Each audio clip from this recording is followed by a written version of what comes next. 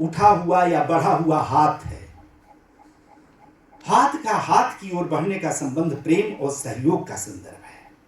कविता मनुष्य के बीच में, यानी इंसानों के बीच में प्रेम और सहयोग है।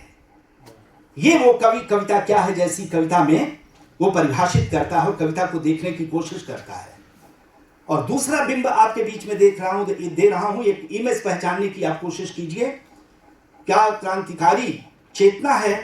कविता मृत्यु की ओर घूरती हुई आंखें, एक प्रेम और सहयोग और दूसरा संकल्प, दृढ़ता और जिजीविषा और प्रतिरोध। मृत्यु की ओर घूरती हुई आंखें यानी मौत से आंखें मिला लेने का साहस, यह भी कविता है। और जहां पर इस रूप में भारतीय और पश्चिमी काव्य परंपरा में कविता को पहचानने और कविता की भूमिका को, कविता और मनुष्य के बीच में बनने वाले रिश्ते को अपने अपने दृष्टिकोण से देखने की कोशिशें की गई हैं हजारों वर्षों के चिंतन की परंपरा में, वहां बहुत महत्वपूर्ण और बुनियादी प्रश्न बनता है, डिपार्चर क्वेश्चन हमारे लिए बनता है। प्रस्थान बिंदु पर खड़े होकर के हम जानने की कोशिश करते हैं कि अगर दुष्यंत कुमार के साहित्य चिंतन पर बातचीत करने हम चले हैं तो सबसे पहले हमें यह देखना चाहिए कि दरअसल वो कविता को किस रूप में देखने की कोशिश दुष्यंत कुमार कर रहे थे और कविता के साथ समाज का रिश्ता वो कैसे परिभाषित कर रहे थे या अपने रिश्ते को वो कविता के साथ कैसे देख रहे थे।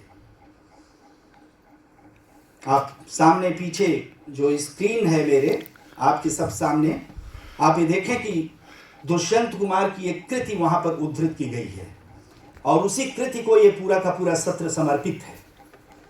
जलते हुए वन का वसंत, यह सत्र उसी कृति को समर्पित है। दुष्यंत कुमार का तीसरा काव्य संग्रह, अपने 2 कविता संकलनों में उन्होंने कोई भूमिका नहीं दी है। स्वागत और आवाजों के घेरे, दोनों में उन्होंने कोई भूमिका नहीं लिखी है। जलते हुए वन का वसंत नाम का जो तीसरा संग्रह प्रकाशित हुआ, दुष्यंत कुमार जी की बहुत छोटी सी भूमिका के साथ वो प्रकाशित हुआ है। उस भूमिका को पढ़ा जाना चाहिए। कई बार हम लोग कहानियों के, कथाओं के, इस तरह के संग्रह, कविताओं के इस तरह के संग्रह देखते हैं और सीधे सीधे जो रचनाएं उसमें संकलित की गई हैं उन रचनाओं को पढ़ना शुरू कर देते हैं। मान लेते हैं कि इन्होंने अपनी ओर से किसी को आभार ज्ञापित किया होगा, कुछ मुद्रक और प्रकाशक के लिए 2 शब्द इन्होंने लिख दिए होंगे, कैसे उनकी चेतना बनी कुछ उसके बारे में लिख दिया होगा, उसकी थोड़ी पृष्ठभूमि उन्होंने बता दी होगी। लेकिन ऐसे दुष्यंत कुमार को अगर उनके साहित्य चिंतन को मुझे तलाश करना है एक अध्येता के तौर पर, तो मेरे लिए वह भूमिका कितनी महत्वपूर्ण हो सकती है उसको पढ़ने के बाद मुझे पता चला।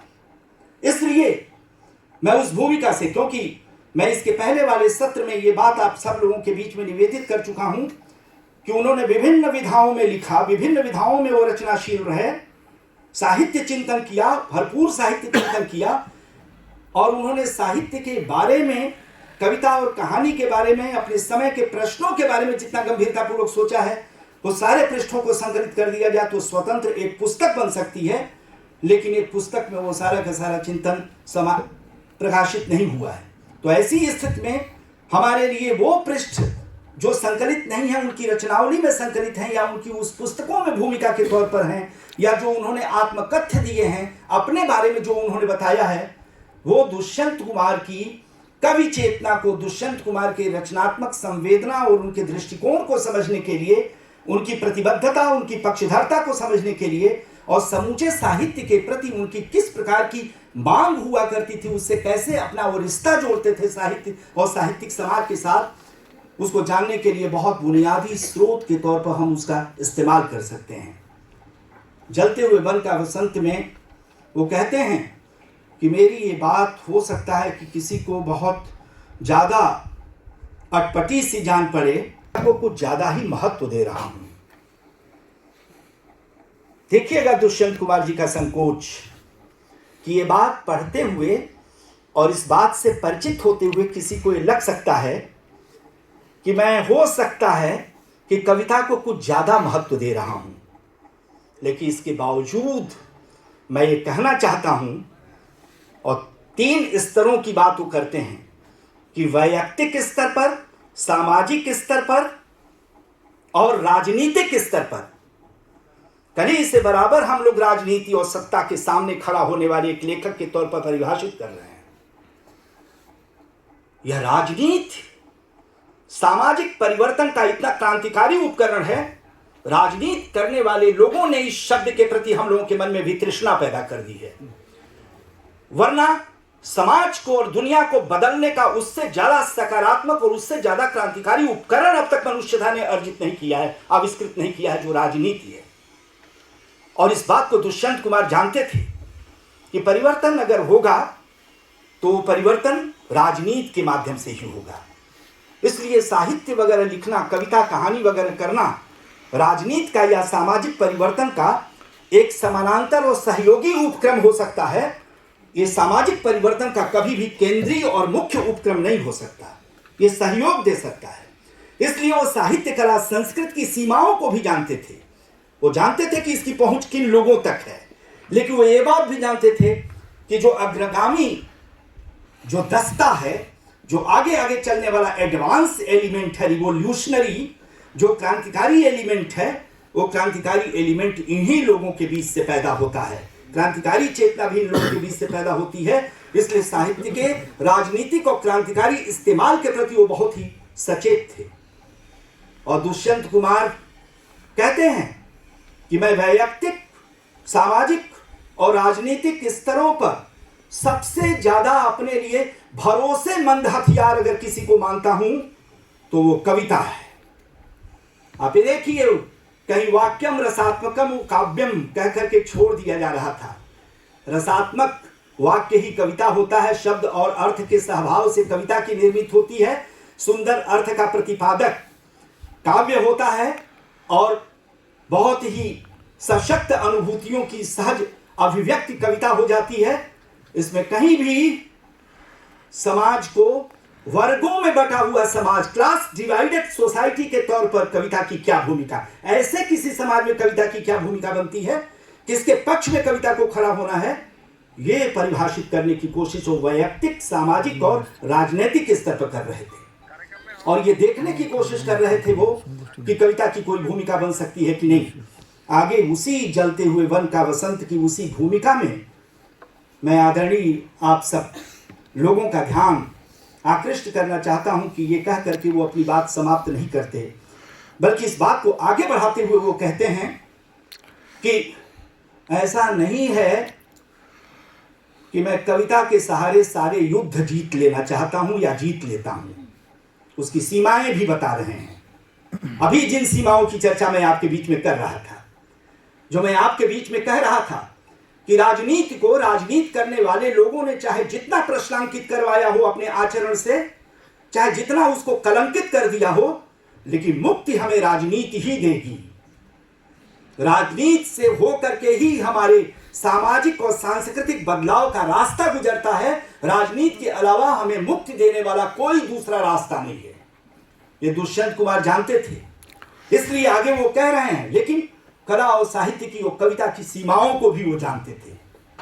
इसीलिए वो कहते हैं कि ऐसा नहीं है किसी कविता के भरोसे मैं सारा युद्ध जीत लेना चाहता हूं या जीत लेता हूं, लेकिन यह भी मुझे मालूम है कि लोगों के हमले का जवाब देने के लिए और मेरा हौसला अफजाई करने के लिए, मेरे हौसले को बढ़ाने के लिए और चुनौतियों का सामना करने के लिए, मेरे संकल्प को और ज्यादा पुख्ता कर देने के लिए कविता से दूसरा बड़ा कोई हथियार मेरे पास नहीं है।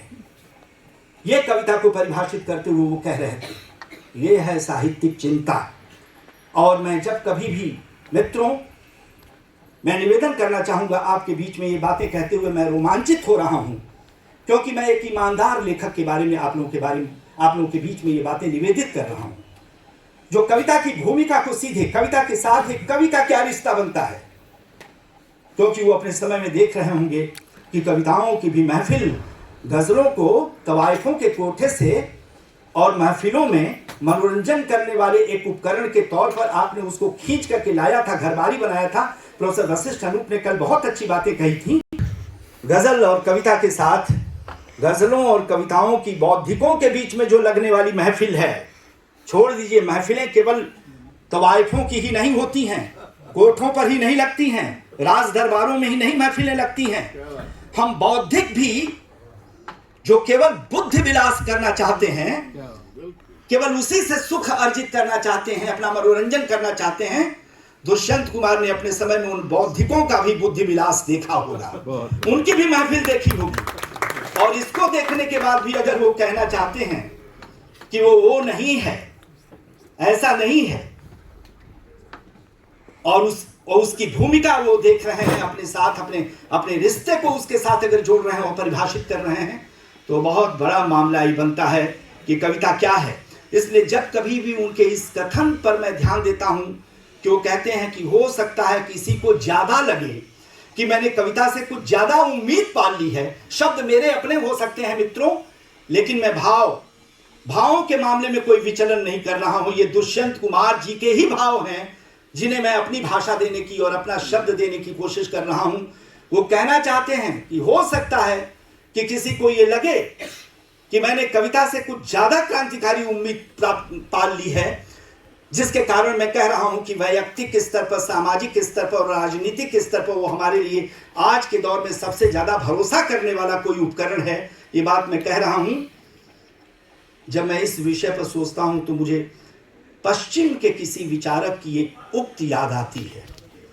मैं उसका नाम नहीं ले पा रहा हूं, लेकिन उसने बहुत महत्वपूर्ण बात की है, और आप उससे दुष्यंत कुमार को जोड़ करके देखिए कि दुष्यंत कुमार की हो सकता है कि ये बात कुछ ज्यादा उम्मीद वाली आपको दिखाई दे, कुछ ज्यादा उम्मीद कर ली है।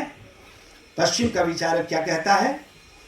कहता है कि मैं नहीं जानता कि कविता हमारी जिंदगी में क्या करती है। गौर से सुनिएगा, पश्चिम का विचारक कहता है मैं नहीं जानता कि कविता हमारी जिंदगी में क्या करती है, पर इतना जरूर जानता हूं कि कविता के बिना हमारी जिंदगी का काम नहीं चल सकता। ये जो सवाल है कविता पर कि कविता के बगैर हम नहीं जी सकते, ऐसी स्थिति में ये कविता क्या करती है। हम दुष्यंत कुमार पर राष्ट्रीय संगोष्ठी का आयोजन कर रहे हैं, क्यों कर रहे हैं? हम अपनी स्मृति का अविभाज्य हिस्सा ऐसे लेखकों को और ऐसे साहित्यकारों को बना लेने के लिए इतना बड़ा उत्सव 2-2, 3-3 दिन का अगर करते हैं तो क्यों करते हैं? इसलिए कि उन्होंने अपने भाव से, अपने विचार से, अपने शब्द से, अपनी भाषा से, अपनी कल्पनाशीलता से इस दुनिया को कुछ बेहतर बनाने की कोशिश की है। इन्होंने इस दुनिया को कुछ सुंदर, रचनात्मक, उदात्त और कोमल बनाने की कोशिश की है। इसलिए ऐसे लोगों ने जो इतना बड़ा क्रांतिकारी योगदान दिया है इस दुनिया को सुंदर बनाने में, जिन्होंने शब्द के स्तर पर, भाव और विचार के स्तर पर, भाषा के स्तर पर, कल्पना के स्तर पर इतना बड़ा योगदान किया है हमारे अंतःकरण के लिए, हमारी आत्मा को प्रशस्त करने के लिए, हमें मुक्त करने के लिए, हमें और आगे बढ़ाने के लिए, उनके प्रति जाहिर है कि हमारी कुछ कृतज्ञता बनती है। और जब MGM विश्वविद्यालय कृतज्ञता ज्ञापित करने का यह अवसर हमारे जैसे लोगों को भी देता है कि कोई बनारस से, कोई भोपाल से, कोई इंदौर से, कोई आगरा से और कोई दिल्ली से, गोरखपुर से चल करके अगर आता है कृतज्ञता ज्ञापित करने के लिए, तो हम कृतज्ञता ही नहीं ज्ञापित करते, थोड़ा और मनुष्य हो जाते हैं। ये थोड़ा और मनुष्य हो जाने वाला मतलब कृतज्ञता एक बड़ा मूल्य है। आप ये जानते हैं कि कृतज्ञता ज्ञापन करना मदद के ही क्षेत्र में नहीं होना चाहिए। कृतज्ञता को केवल एक भौतिक चरित्र हमने दे दिया है। यह दुर्घटनाओं का दौर है। यह बड़ा सांस्कृतिक मूल्य है कृतज्ञता। कृतज्ञता केवल भौतिक और आर्थिक क्षेत्रों में ही किसी के सहयोग के प्रति नहीं दी जानी चाहिए। हमें देखना चाहिए कि जो लोग सोशल इंजीनियरिंग के क्षेत्र में लगे हुए हैं, जो समाज विज्ञान के क्षेत्र में लगे हुए हैं, जो सामाजिक निर्माण के क्षेत्रों में लगे हुए हैं, जो शिक्षक है, कवि है, राजनीतिज्ञ है, ईमानदार राजनीतिज्ञ है, जो पत्रकार है कि अपनी पत्रकारिता के कारण सत्ता की आंखों में चुभता है और षड्यंत्रकारी घटनाओं में उसे अपने रास्ते से हटा दिया जाता है। ऐसे जो क्रांतिकारी लोग हैं, जो पत्रकार हैं, जो लेखक हैं, जो साहित्यकार हैं, जो बुद्धिजीवी हैं, अपनी भूमिका में हमारे अंतःकरण के आयतन और उसके क्षेत्रफल को और ज्यादा विकसित करने के लिए मुक्तिबोध के शब्दों को उधार लेकर के कह रहा हूं कि हमारे उस अंतःकरण, हमारे उस आत्मा के क्षेत्र का विस्तार करने के लिए अगर अपने भाव, भाषा और कल्पना से और अपने शब्दों से आगे बढ़कर के हमारी मदद करते हुए दिखाई दे रहे हैं, तो निश्चित ही थोड़ा और मनुष्य होने का प्रमाण देने के लिए भी हमें ऐसे उत्सवों की लगातार श्रृंखलाएं आयोजित करनी चाहिए इस देश में। और एमजीएम विश्वविद्यालय ने जो आयोजित किया है, निश्चित तौर पर हम ये कह सकते हैं, दुष्यंत कुमार को याद करना किसी बीते हुए ऐसे निर्जीव कालखंड को याद करना नहीं है। दुष्यंत कुमार को याद करना किसी एक बेनाम संज्ञा को याद करना नहीं है। दुष्यंत कुमार को याद करना अतीत के जबरदस्ती थोप दिए गए किसी मृतप्राय जीवन और संदर्भ को याद करना नहीं है। दुष्यंत कुमार को याद करना पितृपक्ष में अपने भुला दिए गए किसी पूर्वज का अनुष्ठान के माध्यम से किया जाने वाला तर्पण नहीं है। दुष्यंत कुमार को याद करना इतिहास को अपनी समकालीनता से जोड़ लेना है। और यहां पर हमारी समकालीनता ऐसे लोगों के साथ एक आलोचनात्मक संबंध बनाती है। हमें खोजना पड़ता है समकालीनता में दुष्यंत कुमार को, और दुष्यंत कुमार के भीतर हमें समकालीनता को खोजना पड़ता है। मैं बहुत सारी एक लंबी तकरीर देने के मूड में मैं हूं, लेकिन मैं जानता हूं कि सुबह से आए हुए आप लोग थके हुए हैं। एक आखिरी बात, मैं सारे संदर्भों को मुलतवी कर रहा हूं। कैसे दुष्यंत कुमार ने जलते हुए वन के वसंत में ही आलोचक की तुलना में पाठक पर ज्यादा भरोसा करने की बात की है। आलोक जी, मैं इस पर आधे घंटे का वक्तव्य दे सकता हूं, लेकिन मैं इसको स्थगित कर रहा हूं।